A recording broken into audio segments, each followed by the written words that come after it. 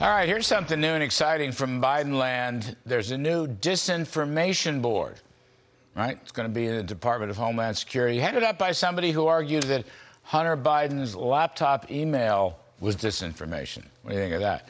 Joining me now, Jason Chaffetz, former Utah House member and Fox News contributor. Thank you, Jason. Welcome, welcome.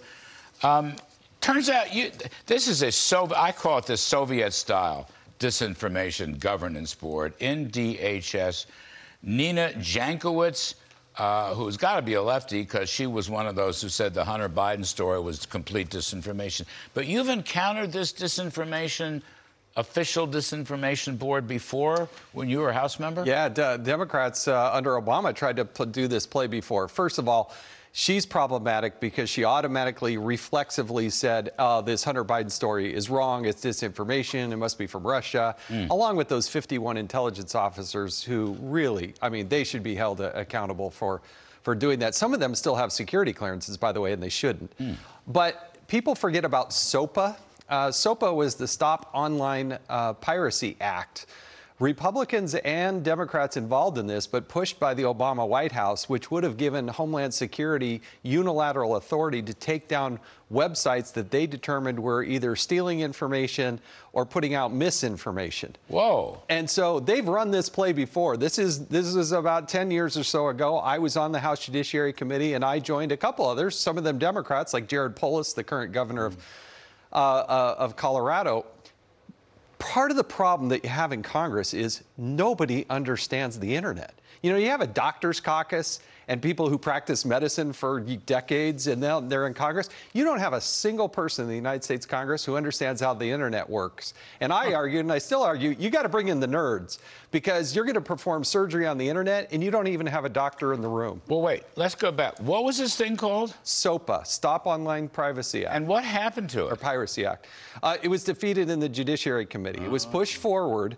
But this is what they wanted. They wanted unilateral authority for Homeland Security to just tell you what's real, what's not real, with no adjudication, no ability for a company to step forward and say, wait, you just dismantled my business and you took me offline.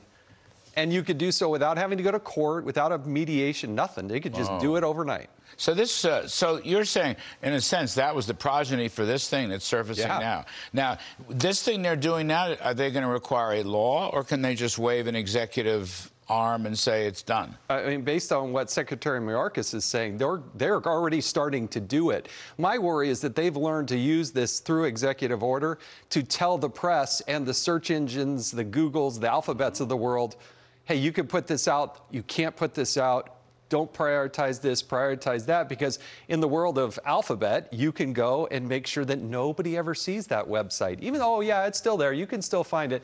No, you can't. If you're not in the first few pages on your Google search, nobody's going to find you. So is this Soviet-style disinformation board, is this a response to Elon Musk taking over Twitter? I think the Democrats think it's given them fuel. I mean, here's a guy, Elon Musk, who's really more of a libertarian who believes in free and open speech. And, hey, I don't want to take a political position one way or the other. And somehow the Democrats are just so highly offended by that.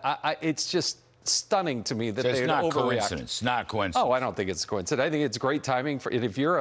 If you're one of those people that believes what Biden and Harris believe, you want to control the flow of information.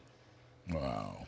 Well, so let's talk about Elon Musk, okay? First of all, I assume you're very much in favor of his purchase of Twitter. Oh, yeah. I love it. Right, he's a hero for If you have a company, who wouldn't want Elon Musk to come in and take a major stake? I mean, that seems like a good thing if you're in business. By the way, I would say that's for almost any company. He's such a genius, he would help it out, right? More than Twitter.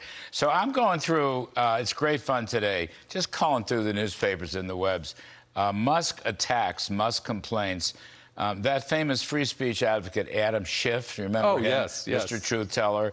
MSNBC, Joy Reid, MSNBC, Nicole Wallace, CBS, Financial Times, Washington Post, Axios. What are they afraid of, Jason Chaffetz? I thought truth-telling was what journalists liked. The end result, I think, is going to be better for America and the First Amendment in general.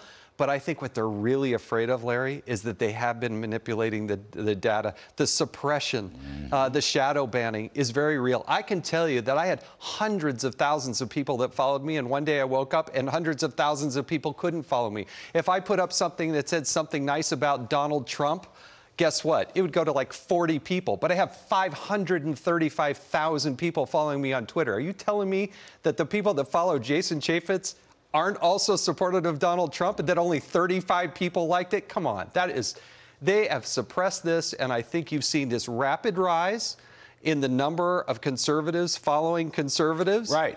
I just want to go there. So on this shadow ban stuff, all of a sudden, we're getting reports from Donald Trump Jr., Governor DeSantis, Tucker Carlson, our friend, Joe Rogan, Ted Cruz, Senator Cruz, the New York Post. They've all seen an increase. They've all seen an increase in their followers. So is it just a coincidence? I'm getting near 10,000 additional followers, and I can tell you I have had about 525,000 followers for years.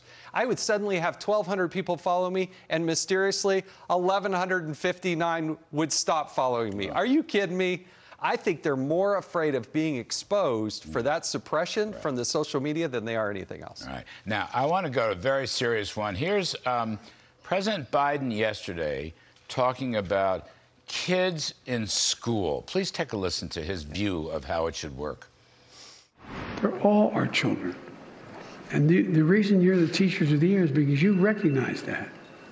They're not somebody else's children. They're like yours when they're in the classroom. They're the teachers' children in the classroom, not the parents' children. And the other point I want to make related to this, big story today, how COVID money from the bill last March, the $2 trillion inflationary bill, a lot of that COVID money went to critical race theory training in the classrooms. What do you make of all this? The COVID-19 bill, the they passed, all with Democrats, no Republicans, gave $122 billion to the Department of Education. The argument was, we got to redo the venting, and we got to be able to put up the plastics and make the schools so you could livable so you go in there. But it ends up that billions of dollars being siphoned off in an attack and a way to go after critical race theory and some of these other crazy left-leaning projects that they had that are just absolutely fundamentally and totally wrong. I heard President Biden talk about they're your kids, not their parents' kids. Right. That's a lot like Governor Terry McAuliffe. He said the loud part. Virginia, yeah, he said that out loud. Remember, he just said, oh, no, you don't get to make a decision, parents. The teachers and the schools get to make those decisions. I hear Joe Biden saying the same thing.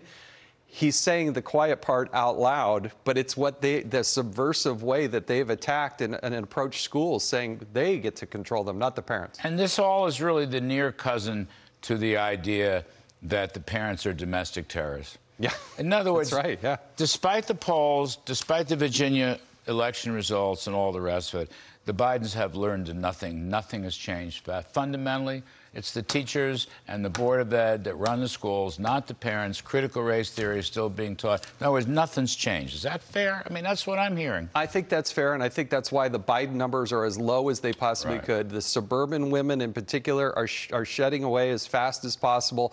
Parents are shedding away. They're going to either independents or to become Republicans because they don't, today's Democratic Party doesn't understand that parents like their kids and that they have a fundamental role in their education. Wow, tough stuff. Jason Chaffetz, thank you. Thank you. Fabulous stuff. Thanks. Really appreciate it.